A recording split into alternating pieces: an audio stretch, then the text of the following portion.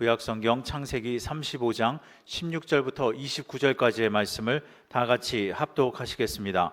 그들이 베델에서 길을 떠나 에브라스에 이르기까지 얼마간 거리를 둔 곳에서 라헬이 해산하게 되어 심히 고생하여 그가 난산할 즈음에 산파가 그에게 이르되 두려워하지 말라, 지금 내가 또 등남하느니라 하매, 그가 죽게 되어 그의 혼이 떠나려 할 때에 아들의 이름을 베논이라 불렀으나 그의 아버지는 그를 베냐민이라 불렀더라.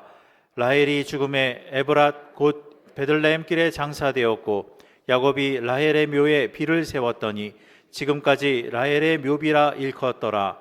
이스라엘이 다시 길을 떠나 에델 망대를 지나 장막을 쳤더라.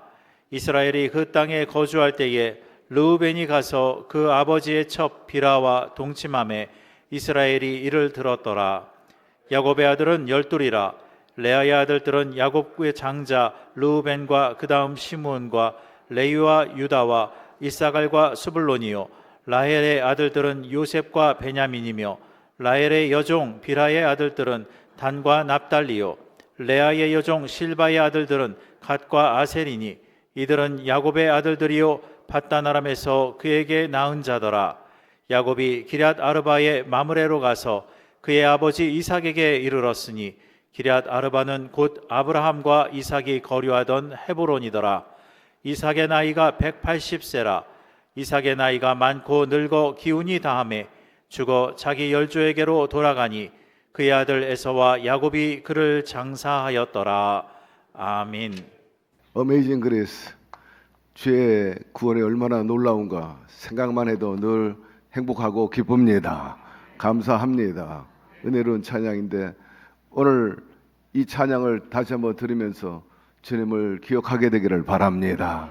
생각할수록 행복하고 또 그분이 계시는 이 아버지 집이야말로 세상 인생 여정을 살아가는 데서 가장 따뜻하고 우리를 위로와 힘을 주는 곳인 것입니다. 삶을 살다 보면 여러 가지 우여곡절이 많이 있습니다만은 여러분의 그 집이 여행길에 기억나고 돌아오고 싶은 것처럼 여러분 인생길에 가장 우리를 따뜻하게 대하고 또 위로하고 힘을 얻고 행복을 느낄 수 있는 것은 바로 우리 주님의 집인 것입니다. 오늘 이 만군의 야훼 하나님의 아버지가 계시는 하나님의 집, 주님이 계신 이곳에서 다시 한번 행복과 그리고 기쁨과 힘을 얻게 되기를 주의 이름으로 축원합니다. 주 안에 있는 우리야 행복한 사람이 돼. 옆에 있는 분에게 얘기하세요. 우리는 행복한 사람입니다.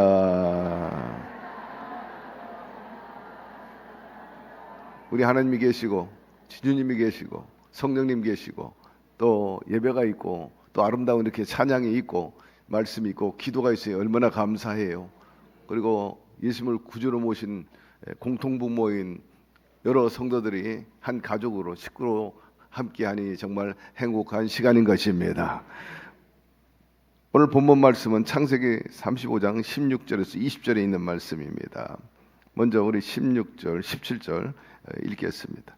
그들이 베델에서 길을 떠나 에브라스에 이르기까지 얼마간 거리를 둔 곳에서 라헬이 해산하게 되어 심히 고생하여 그가 난산할 즈음에 산파가 그에게 이르되 두려워하지 말라, 지금 내가 또 등남하니라 하매, 야곱이 일행이 베델을 출발해가지고 에브라 근처에 왔을 때 함께 동행했던 라헬이 이제 해산하게 되었습니다.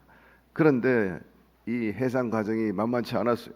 진통이 평소와는 다른 그런 심한 고통을 느끼게 된 겁니다. 해산할 장소를 물색하다 보니까 제대로 해산할 만한 장소를 얻지 못했습니다. 그래서 하는 수 없이 그 과정 속에서 중간에서 해산을 하게 되는데 그 고통 속에서 아들을 낳았습니다. 라헬의 소망은 이 요셉 다음에 둘째 아들을 꼭 보고 싶었는데 그 소원대로 라헬은 두 아들을 얻게 된 겁니다. 라헬의 이 두 번째 아들 그리고 야곱에게 있어서는 막내 아들을 낳은 셈으로 라헬이 여기서 아들 낳음으로 이제 12 아들을 이제 완성시키는 그런 일이 있게 된 것입니다. 18절 그가 죽게 되어 그의 혼이 떠나려 할 때 아들의 이름을 베논이라 불렀으나 그 아버지는 그를 베냐민이라 불렀더라. 라헬은 너무나 난산이니까 진통이 너무 심하니까 살지 못하겠다. 본인이 스스로 느끼게 된 것입니다. 그 죽기 전에 새 아기의 이름을 붙였는데 베논이라 그렇게 불렀습니다. 베논은 난산 끝에 낳은 그런 슬픔의 아들이다. 이제 그런 뜻을 가지고 있는데, 그러나 아버지 야곱은 그 이름을 그대로 받아들이지 않고 베냐민이라 하고 계명을 하게 됩니다. 베냐민은 나의 오른손이다, 오른팔이다, 그런 뜻이 있어서 미래지향적으로 슬픔의 자식이 아니고 인생이 아니라 굉장히 파워풀한 그런 아들이다, 희망을 심고 베냐민이라 그렇게 이름을 바꿨습니다. 사실 베노니 하니까 그 아이의 엄마 라헬이 난산 끝에 낳은 고통의 아들이라 하는 것을 느끼게 되는데, 야곱의 입장에서는 마땅치 않았죠. 슬픔을 잃어버리기 위해서라도 그는 긍정적인 이름으로 미래지향적으로 베냐민이라 그렇게 이름을 붙인 것입니다. 야곱이 사랑하는 아내 라헬의 생명과 맞바꾼 막내 아들의 이름을 베냐민이라고 한 것은 앞서 언급했지만은 희망적인 그런 인생이 되기를 바랬고, 동시에 또 하나는 하나님의 은혜에 대해서 감사하는 표현이기도 했던 것입니다.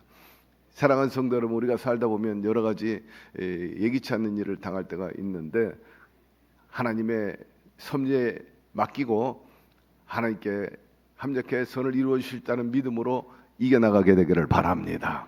여기서 베냐민이라 하는 것은 원망 불평의 뜻을 잃어버리고 감사의 뜻으로 하나님께서 긍정적인 하나님이기 때문에 반드시 잘 될 것이다, 이렇게 믿음을 실었던 거죠. 여러분, 살다 보면 어려움을 당한다 합니다만은, 우리가 겪어봤지만은, 그러나 그런 일로 인해서 결코 하나님에 대해서 유감을 갖지 말게 되기를 바랍니다. 섭섭하다든지 원망하지 말게 되기를 바랍니다. 우리 하나님은 현재를 보지 않고 미래를 보시는 하나님이시기 때문인 것입니다. 자, 19절 20절 라헬이 죽음에 에브랏 곧 베들레헴 길에 장사되었고 야곱이 라헬의 묘에 비를 세웠더니 지금까지 라헬의 묘비라 일컬었더라 했습니다. 사실 자식이 나면 얼마나 기쁩니까? 만족스럽고 성취감도 있고 막 희열이 넘치는데, 안타깝게도 라헬은 그런 희열과 기쁨을 맛보지 못하고 죽었어요. 기쁨을 느낄 겨를도 없었죠. 이처럼 라헬이 죽은 것은 바단 아람을 떠나서 드라빈을 훔쳐온 것이 무관하지 않다, 성경 그렇게 해석을 하고 있습니다. 야곱이 야반 도주할 때 삼촌 라반 모르게 온 가산을 이끌고 또 가족을 이끌고 도망하지 않습니까? 뒤늦게 이제 그 사실을 알고 라반이 대노해 가지고 야곱의 일행을 추적하게 됩니다. 그때 라반이 특별히 찾은 물건이 있었는데 자기가 섬겼던 드라빈입니다. 자기의 신, 그 우상을 이제 찾은 거예요. 내가 소중히 여겼던 그 드라빈이 없었다, 누가 이것을 가져갔느냐, 그렇게 추궁할 때 야곱이 나서서 외삼촌, 결코 외삼촌의 그 드라빈을 가져온 사람이 여기는 한 사람도 없습니다. 찾아보세요. 만약에 그 드라빈을 훔친 사람이 있거들랑 그는 죽을 것입니다 라고 선언했던 것입니다. 그런데 결국 그 말대로 드라빈을 훔친 사람이 누굽니까? 바로 라헬 아닙니까? 그 말대로 라헬이 일찍 죽고 만 것입니다. 늘 강조하지만 여러분, 함부로 맹세하지 말게 되기를 바랍니다. 함부로 말했다가 그게 씨가 되고 또 결과를 가져올 수 있다는 사실, 늘 말은 현실을 구속하고 또 말대로 이루어진다. 그렇기 때문에 함부로 말하지 말게 되기를 바랍니다. 역사에 맹세를 함부로 했다가 낭패당한 사람이 부지기수입니다. 야곱은 가장 사랑하는 아내를 잃어버림으로 큰 슬픔에 잠겼습니다. 여행 중에 그러나 언제나 슬퍼할 수는 없었고 결국 아내 라헬을 이제 장사 지내게 되는데 거기에 묘를 쓰고 비를 세웠습니다. 시신을 장사한 곳이 에브라스인데 이것은 베들레헴을 포함하는 지역이고 후에 예수님이 탄생한 지역이기도 하죠. 그래서 베들레헴 지역을 말하는 것입니다. 21절, 22절로 넘어갑시다. 이스라엘이 다시 길을 떠나 에델 망대를 지나 장막을 쳤더라. 이스라엘이 그 땅에 거주할 때 르우벤에 가서 그의 아버지 첩 비라와 동침하며 이스라엘의 일을 들었더라. 야곱의 아들은 12이라. 이제 야곱의 일행은 길을 떠나가지고 에델 망대 부근에 지나가는데 예루살렘에서 좀 거리가 있어요. 근데 그 지역을 지나가게 되는데 아주 나쁜 소식이 들어온 거예요. 자기의 장자인 르벤이 자기의 첩 중에 하나인 비라하고 통관을 했다는 소식인 것입니다. 참으로 비감하기 짝이 없었어요. 르벤은 누굽니까? 누이 동생 디나가 세겜 사람들에 의해서 성폭행 당했을 때 레이와 더불어서 가장 분노했던 사람입니다. 그것을 용납하지 못했던 사람이에요. 심지어는 세겜 사람들의 그 보복을 그들을 보복하기 위해서 성에 들어가지고 거기 있는 많은 사람을 쳐 죽이고 또 많은 물건을 약탈해 온 사람이 바로 레이와 르벤인데 이 같은 그러한 공의를 주장했던 르벤이 그 욕정을 이기지 못하고 왜 많은 여인들이 있었는데 하필이면 아버지의 첩인 비라와 통관을 했느냐 하는 것입니다. 이것은 참 인륜으로서 있을 수 없고 또 하나님께서도 용납하지 않는 그런 큰 중대 범죄였던 것입니다. 율법에 의하면 근친상각하는 죄는 반드시 죽어 마땅하다. 그래서 사형을 시켰어요. 레위기에 보니까 누구든지 그 아버지의 아내와 동침하는 자는 그 아버지의 하체를 범하였은즉 둘 다 반드시 죽일지니 그대의 피가 자기들에게 돌아가리라. 그러니 야곱이 이 비라하고 르벤을 능지 처참해야 되는데 그렇게 하지 않았어요. 디나가 성폭행 당했을 때도 아주 소극적이었죠. 거기에 반발해가지고 레이하고 르벤이 분노가 폭발해가지고 그런 세겜 사람들을 완전히 진멸시키는 그런 결과를 가져왔는데 좀 부채금했죠. 그런데 여기서도 야곱은 아무런 손을 쓰지 않아요. 그러나 아마도 그 야곱은 모든 결과를 하나님께 맡기지 않았겠느냐 그렇게 해석이 되는 것입니다. 그렇지만은 장자 르벤이 그런 범죄를 함으로 인해서 야곱의 마음은 굉장히 슬프고 또 상처가 됐어요. 그러니까 결국에 이 야곱이 유언을 할 때 12아들을 다 축복하게 됩니다. 축복을 하는데 그때 그 결과가 나타납니다. 르벤은 장자의 축복을 빼앗겨서 요셉에게 넘어가리라. 그런 이제 예언을 하게 되는데 그대로 이루어진 것을 알 수 있어요. 역대상 5장 1절에서 2절의 말씀입니다. 이스라엘 장자 르벤의 아들들은 이러하니라. 르벤은 장자라도 그의 아버지의 침상을 더럽혔으므로 장자의 명분이 이스라엘의 아들 요셉의 자손에게로 돌아가서 족보에 장자의 명분대로 기록되지 못하였느니라. 결국 그 범죄를 인해서 이런 결과를 가져오게 되었습니다. 그리고 야곱은 이런 불미스러운 일을 겪었음에도 불구하고 하나님의 더 큰 은혜를 체험하게 됩니다. 이럴수록 그의 신앙은 단단해지고 함께 선을 이루어 주시는 하나님을 신뢰하고 미래를 향해 힘차게 나가게 되는데 그 12아들 가운데 이런 아버지 야곱과 같은 신앙을 그렇게 특별히 전수받은 사람은 별로 없는 것으로 보여주고 있고 물론 후에 유다라든지 또 요셉과 같은 사람들이 그 신앙과 믿음 강점을 이제 전수받은 것으로 되어 있지만 그래도 야곱만큼은 미치지 못했다. 막 그렇게 평가를 하고 있어요. 이런 하자가 많음에도 불구하고 여러 가지 흠이 많음에도 불구하고 우리 하나님께서는 약속대로 야곱의 12아들을 장차 이스라엘 국가의 12방백으로 세우게 되는 것을 알 수 있어요. 이건 하나님께서 놀라운 섭리 그리고 은혜와 또 자비를 베풀어 주신 사건인 것입니다. 23절, 26절로 넘어갑시다. 레아의 아들들은 야곱의 장자 르벤과 그 다음 시므온과 레위와 유다와 이사갈과 스보른이요 라헬의 아들들은 요셉과 베냐민이며 라헬의 여종 빌라의 아들들은 단과 납달리요 레아의 여종 실바의 아들들은 gad과 아셀이니 이들은 야곱의 아들들이요 바단-아람에서 그에게 낳은 자라 말씀하고 있어요. 이스라엘 12지파의 조상들의 이름이 여기에 거론되고 있어요. 이것은 한 시대는 가고 새로운 시대가 오고 있음을 암시하는 것입니다. 여러분, 한 세대가 가고 또 한 세대가 오는 것은 자연의 순리요 섭리인 것입니다. 이걸 누가 거스릴 수도 없고 막을 수도 없어요. 유명한 정치인이나 연예인들, 우리가 아는 어떤 사람들이 신문지상에 갑자기 소천했다, 별세했다 하면 야, 한 세대가 가는구나, 한 시대가 가는구나 하는 것을 느끼게 됩니다.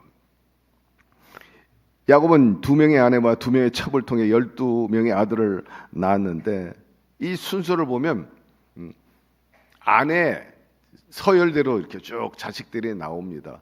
자식들이 뭐 들쭉날쭉 태어나긴 했지만 그 자식 태어난 순서가 아니라 첫째 부인, 그 다음에 둘째 부인, 또 첫째 첩, 두 번째 첩 이런 식으로 이제 쭉 자식들이 나오는 것을 알 수 있어요. 그래서 레아는 6명을 낳았어요. 르벤과 시므온과 레위와 유다와 이사갈과 스보린. 예. 라헬은 야곱의 사랑을 그렇게 받지는 못했지만 하나님의 사랑을 받은 여인입니다. 소외되고 또 외로웠어요. 그럴수록 하나님께 더 가까이 나간 거죠. 하나님이 그를 불쌍히 여기시고 더 품어주시고 자식의 복을 주셔서 12명 중에 절반을 이 레아가 이제 낳게 된 것을 알 수가 있어요. 그는 엄청난 재산이요 또 파워입니다. 자식이 많다는 건 그 당시에는 뭐 지금도 그렇습니다만은 다음에 라헬이 나옵니다. 라헬이 낳은 아들은 우리가 알다시피 또 요셉과 베냐민이고 라헬의 몸종이었던 빌라 단과 납달리를 낳았고 레아의 몸쪽 그럼 실바인데 갓과 아셀을 낳게 되었습니다. 이와 같이 12명의 자식이 나왔는데 모두 다 그 바단 아람에서 출생을 했어요. 베냐민만 이제 그렇게 여행 도중에 난 아들이고 나머지 11명은 다 바단 아람에서 낳게 된 거죠. 여기서 또 중요한 사실은 이제 레아하고 라헬은 어떻게 보면 야곱에 있어서 아주 가까운 아내들이었죠. 반면에 이제 실바와 비라는 첩들이었잖아요. 그러니까 레아와 라헬에 나온 자식들은 적자, 그리고 비라와 실바에게 나온 아이들은 서자. 이렇게 구분이 돼야 되는데 하나님은 구분하지 않았다는 거예요. 아주 동일하게 취급을 해 주었다는 것입니다. 이 같은 사실은 인간의 생각하고 하나님의 생각하고 다르다는 것입니다. 레아와 라헬은 경쟁적으로 자식을 얻기 위해서 힘쓰고 또 애썼어요. 또 사랑받았죠. 그러나 앞서 언급한 대로 그 자식들을 적자다, 서자다 그렇게 다루지 않고 모두 다 적자다 이렇게 인식하고 12지파의 그 근간을 삼은 것을 알 수가 있어요. 우리가 여기서 알 수 있는 것은 하나님께서 사람을 쓰실 때 절대로 출신 성분을 따지지 않는다는 거예요. 빈부 귀천을 따지지 않는다는 거예요. 하나님이 쓰시면 곧 훌륭한 귀한 사람이 되는 것입니다. 가정에서도 그렇고요. 공동체나 사회에서도 그렇습니다. 국가에서도 마찬가지예요. 다윗 형제 가운데 말째였어요. 8째 중에 말째라 정말 약하기 그지 없었어요. 그러나 하나님께서는 외모를 보지 않고 중심을 보신다 하신 것입니다. 말씀해 보니 사람은 외모를 보거니와 야훼는 중심을 보시느니라. 따라서 하나님께서 쓰실 때 출신이라든지 또 혹은 서열, 배경, 나이 이런 것 아무런 걸림돌이 되지 않아요. 하나님이 쓰시고 하자면 여러분 하나님께서 그 모든 걸 초월해서 사용하시는 분이신 것입니다. 모세도 사실은 참 상당히 그 정체성에 대해서 혼란이 있었어요. 자기는 바로 그 왕궁의 공주의 아들인 줄 알았더니 나중에 보니까 이스라엘의 사람이었죠. 그로 인해서 정체성 혼동이 있었고 그로 인해서 여러 가지 충돌과 또 문제가 생겼는데 무엇보다도 사람을 쳐 죽였다는 것입니다. 그리고 결국 살인자가 돼가지고 미디안 강요로 도망가가지고 숨어서 40년을 산 것을 우리가 알 수가 있습니다. 그는 스스로 말하기 나는 말이 둔한 사람입니다. 그들을 설득할 수 없어요. 저는 연설도 잘 못합니다. 그 말을 많은 무리를 어떻게 이끌고 가겠습니까? 그러나 하나님께서는 그렇게 하자가 있고 흠이 있고 또 문제가 있는 사람이었음에도 불구하고 위대한 이스라엘의 지도자로 삼으신 것입니다. 여기서 우리가 알 수 있는 것은 완벽함, 갖춘 사람, 그것이 중요한 게 아니라 하나님의 부름받은 그 소명자를 소중히 여기신다는 것입니다. 그리고 기드온도 마찬가지예요. 그는 용사도 아니고 군인도 아니고 정치가도 아니고 재벌도 아니고 하찮은 농부였어요. 그런데 하나님께서 그 많은 이스라엘에 좋은 사람들이 많이 있는데 그 농부를 택해가지고 미디안 연합과 싸워서 승리자로 삼아주신 것을 알 수가 있습니다. 기드온이 스스로 고백하기를 나는 므낫세 가문 중에 가장 작은 자입니다. 내 아버지 집에서도 가장 작은 자입니다. 그렇게 말합니다. 여러분, 약한 자를 들어 강한 자를 부끄럽게 하시는 하나님이 그 기드온을 그렇게 도구로 사용하여 주신 것입니다. 라합도 마찬가지잖아요. 기생입니다. 어떻게 보면 창기라고 말할 수도 있죠. 그런데 여리고성의 그 이방 여인이 사회적인 약자가 하나님 편에 서므로 인해서 하나님께서 그 신분을 탈색했다 그럴까 변화시켜 가지고 하나님을 믿는 그러한 훌륭한 자녀가 되고 놀랍게도 그 거룩한 예수님의 족보에 조상에 오르겠다는 건 정말 놀라운 일인 것입니다. 그리고 베드로와 제자도 그래요. 사람들이 유대인들이 바리새인들이 저 사람들 공부 안 한 사람들이지 않냐 스펙이 없잖아 그렇게 말합니다. 표현해 보니까 그들이 학문 없는 범인인 줄 알았으니 사도행전 4장 13절에 나오고 있습니다. 평범한 아니 그보다도 저급한 그런 사람들 아니냐 무학이다. 학문이 없는 이렇게 표현하는 거 보니까 무학입니다. 그런데 하나님께서는 출신을 보지 않고 중심을 보셨다는 거예요. 그러니까 약한 자, 비주로 그리고 부족한 사람 하나님이 쓰시는데 결코 방해되지 않는다는 거예요. 그것은 왜냐하면 하나님의 능력이 임하게 되면 여러분 어떤 인간의 지혜 강한 사람이라도 넉넉히 이길 수 있기 때문인 것입니다. 우리 조윤기 목사님도 그래요. 완전히 아웃사이더입니다. 버림받은 거예요. 친구, 사회, 학교 그리고 가족에게도 완전히 버림받다 시피했어요. 가족 모두가 다 9형제 중에 8형제와 부모는 부산에 가서 살고 조윤기 목사님은 조부모 할머니 할아버지하고 과수원 한 구석 문간방에 살고 결국 얼마나 허무했겠어요. 얼마나 외롭겠어요. 얼마나 박탈감이 많았겠어요. 하필이면 또 그 옆에 묘지가 있어요.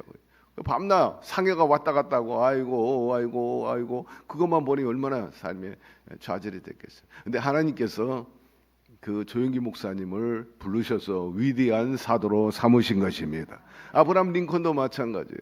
그도 이민 온 개척자의 가정에서 태어났어요. 상당히 불리했습니다. 그런데 미국으로 이민 온 그런 개척자의 가정에서 훌륭한 대통령이 나오게 되었고 영국의 크로멜 이런 분도 대장장의 아들이었는데 나중에 영국의 종교개혁을 일으켜 위대한 인물이 되었던 것을 우리가 알 수가 있어요. 그러므로 사랑하는 성도 여러분, 주님은 중심을 보신다는 사실을 아시고 내게 능력 주시는 자 안에서 내가 모든 것을 할 수 있니라는 그런 담대한 바울과 같은 고백이 있게 되기를 주의 이름으로 축원합니다. 27절로 넘어갑시다. 야곱이 길르 아르바의 마름으로 가서 그의 아버지 이삭에게 이르렀더니 기랏 아르바는 곧 아브라함과 이삭이 거류하던 헤브론이더라 하였습니다. 기랏 아르바는 네 구역의 성읍인데 그때 이 네 구역은 아주 유명한 그런 성읍입니다. 헤브론이죠. 늘 헤브론은 훌륭한 곳이다.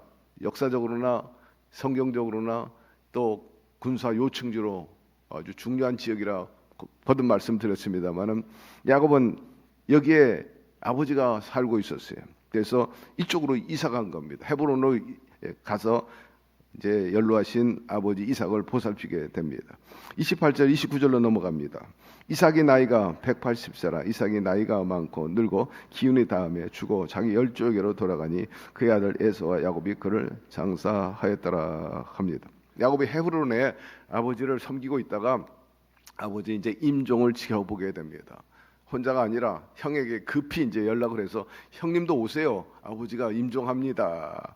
하니까 에서는 세일에서 와가지고 헤브론에 함적해가지고 같이 야곱과 더불어서 아버지 이삭의 임종을 보게 되는데 이런 점에 있어서 이삭은 참 복받은 사람이면은 틀림이 없다.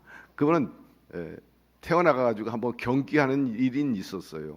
아버지 아브라함이 몰리아 제단에서 자기를 잡아 죽이려고 했던 일은 정말 경기할 일인 것입니다. 뭐 깜짝 놀랄 일이지만은 그 외에는 그 인생이 참 평탄했습니다. 그래서 그가 블레셋 땅에 갔을 때에도 농사가 잘 돼가지고 100배 수확도 얻고요.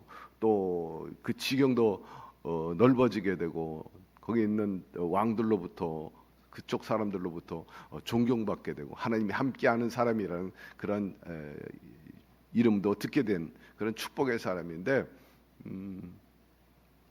이 이삭은 임종까지도 이렇게 자녀들이 보는 가운데서 소천했다는 것만 축복받은 인물이면은 틀림이 없는 것입니다. 저와 여러분도 그렇게 웰다잉이 있게 되기를 주의 이름으로 축원합니다. 이삭은 180년의 풍상을 뒤로하고 해서 야곱이 지켜보는 가운데 평안히 그렇게 죽어서 자기 열조로 돌아가게 되었습니다. 이삭의 쌍둥이 아들 에서와 야곱은 아버지를 그 마므레 앞에 막벨라 굴에 장사하게 됐는데 그때 이 아브라함이 이 해족색에게 이 굴을 사지 않습니까? 길을 가다가 결국 그러니까 나그네 생활을 하고 있었어요. 그래서 계속해서 목축업을 하다 보니까는 이곳저곳 이동하다가 이 지역에 왔는데 갑자기 이제 그 사라가 죽게 되니까 사실은 땅이 없잖아요. 원주민들이 이 나그네들이 와가지고 묘를 쓰는 것에 대해서 그렇게 찬성하지 않습니다.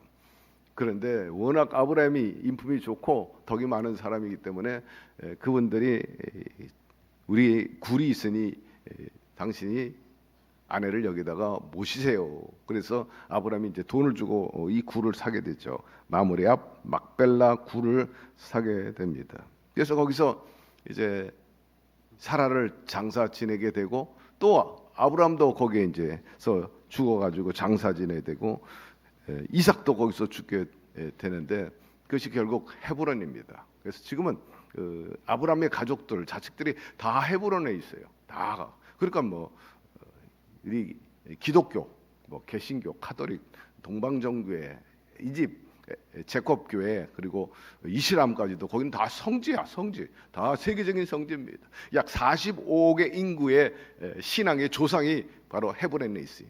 그러니까 뭐 거기가 굉장한 곳이고 또 지금도 양쪽이 막 지키고 있어서 긴장감이 도는 곳이지요. 자, 오늘 말씀에 마무리한다면 인간의 시선과 하나님의 시선의 차이가 있다는 거예요. 우선 라헬이 자기 아들을 베노니를 슬픔의 아들이라 했지만은 여기에서 야곱은 아니라 나의 오른팔이라 해가지고 미래지향적으로 소망으로 이렇게 표현한 것을 알 수 있는데 거듭 강조하지만 사람은 현재 고통과 아픔을 봐요. 그럴 때는 원망도 하고 비관합니다. 그러나 하나님은 그 사건을 그렇게 보지 않는다는 거예요. 그것이 미래지향적이고 함께 선을 이루어주는 과정이라고 본다는 것입니다. 그러므로 거듭 강조하지만 좀 예기치 않는 일 당했다고 원망 불평하지 말게 되기를 바라고 하나님께 내어 맡기게 되기를 바랍니다. 살한 자 그 뜻대로 부르심을 입은 자들에게 모든 것이 합력하여 선을 이루느니라. 제가 많은 사람 저 인생을 봐도 그런 것 같아. 하나님은 여러분은 미래지향적이고 우리를 향한 뜻은 재앙이 아니고 희망인 것입니다. 이후의 역사 약속을 보장한다는 것을 우리가 알 수가 있고요. 하나님의 약속은 사람의 죽음으로 끝나지 않는다는 것입니다. 라헬은 비록 죽었어요. 그러나 베냐민이라는 이름처럼 그는 강한 오른팔 같은 역할을 하고 거기서 사울 왕이 나옵니다. 그리고 유명한 초대교회의 위대한 사도였던 바로 바울, 사울, 이름이 똑같아요. 사울 왕 사울. 근데 나중에 이제 사울이 바울이 되잖아요. 그래서 로마를 복음화시키고 세계 복음화에, 그리고 성경에 거의 3분의 2를 기록하는 그 위대한 사도 바울이 나오게 된 거죠. 하나님의 구속사는요, 개인의 어떤 삶이나 그 가문을 뛰어넘어서 아버지 하나님께서는 세계화하고 또 영원히 계속된다는 사실을 기억하십시다. 그리고 인생길을 맞이해서 우리가 예기치 않는 그런 어려움에 처할 때가 있어요. 거듭 강조하지만 우리 인생길 주님께서 인도하시고 책임져 주시고 주관하시는 것을 기억하시기를 바랍니다. 여러분, 고난 속에도 하나님의 뜻과 약속은 계속됩니다. 하나님이 우리를 향한 뜻은 변절되지 않았어요. 우리를 향해서 여전히 저는 희망하고 감사한 것은 생육하고 번성하고 충만하고 정복하고 다스리며 살리라. 말씀대로 살면 들어오며 나가며 복을 받으리라. 일등국민 되고 꾸어줄 존좀 꾸지 않고 토지와 우양의 새끼가 복을 받을 것이며 너희 지경이 넓어지리라. 밟아라. 네 밟는 땅은 내가 다 너에게 주겠다. 여러분, 이 약속은 여전히 우리에게 ING입니다. 진행형임을 잊지 말고 슬픔을 여러분 간직하지 말고 희망과 감사로 매진하기를 바랍니다. 오늘 이 말씀은 슬픔을 부정하진 않아. 살다 보면 눈물 나지 뭐. 희노애락이라든지 여러 가지 삶 속에. 그러나 그거 쓸데없다 그렇게 얘기하지는 않아요. 또 울 때는 울어야 되고 슬플 때는 슬프지만은 그 슬픔 위에 도우시는 하나님의 사랑의 손길을 우리가 느낄 수가 있다는 것입니다. 하나님께서 반드시 저와 여러분의 삶 속에 하나님의 구원과 은혜를 저버리지 않게 하실 것입니다. 야훼 하나님 아버지, 오늘 말씀을 통해서 다시 한번 깨닫게 하여 주시니 감사드립니다. 우리의 좁은 생각, 상식, 경험으로만 잣대를 대지 말게 도와주시고 하나님의 생각과 또 믿음으로 미래지향적으로 사안을 보면서 긍정으로 나가는 저희들이 되게 하여 주시옵소서. 함께 선을 이루시는 하나님, 그리고 결과를 좋게 하시는 그 하나님을 바라보면서 오늘을 극복하며 승리하며 주님과 힘차게 동행해 나가게 하여 주옵시고, 특별히 주님의 뜻을 알고 그 뜻을 실천하기 위해서 나가는 우리 인생 여정에 항상 이삭과 같은 그런 축복이 있게 될 줄로 믿습니다. 있게 하옵소서. 예수님의 이름으로 축복하고 기도드리옵나이다. 아멘.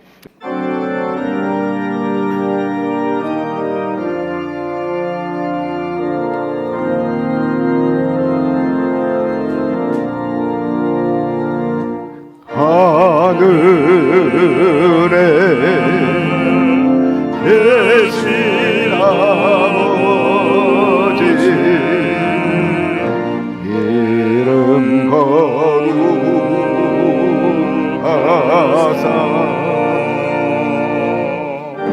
주님 나라 임하시고 뜻이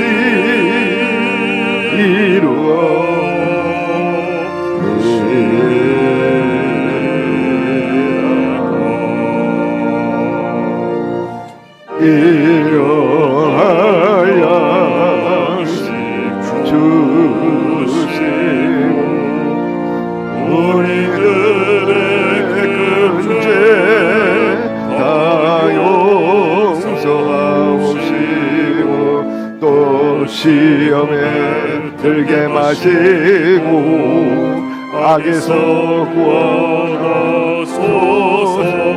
내게 주의 나라 주의 권세 주의 영광 영원히